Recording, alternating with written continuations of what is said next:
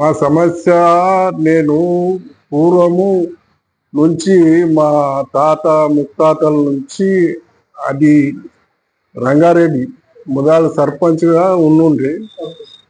నేను పుట్టినప్పటి నుంచి అక్కడనే వ్యవసాయం చేశాను. తర్వాత గిట్టుబాటు కాక నేను ఆర్టీసీలో ఉద్యోగం చేశాను.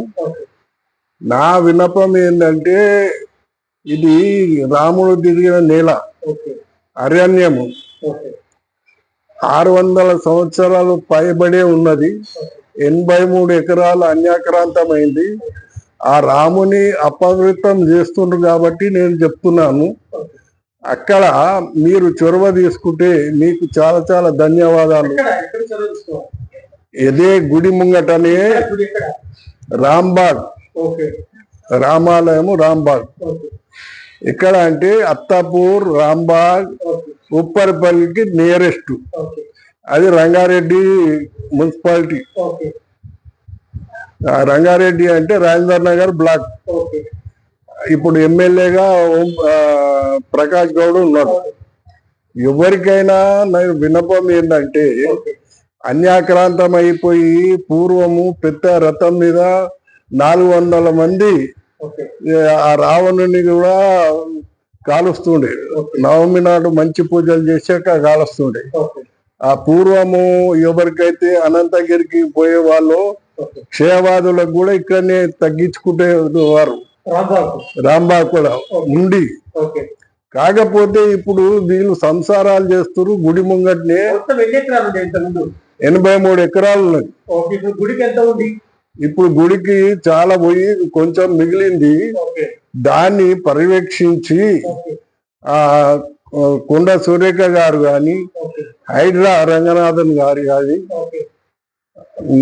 హైడ్రా వాళ్ళు కానీ, ఎవరే కానీ, మున్సిపాలిటీ వాళ్ళు కానీ, ఎవరే కానీ నాకు మీరందరూ సహకరిస్తే 3 ఊళ్ళ నుంచి పిలిపించి చిలుకూరు బాలాజీలో పూజారి గారు రంగరాజన్ కూడా పిలిపించి వాళ్ళ అభిప్రాయాలు కూడా నేను చెప్పదలుచుకున్నాను.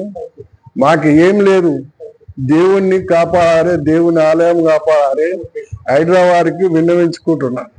దాని మీద ఆక్రమించుకునే వాళ్ళది కూడా సర్వే చేసి ఎవరంటే, ఇప్పుడు స్థానికంగా నేను ఇక్కడ సికింద్రాబాద్ లో ఉన్నాను.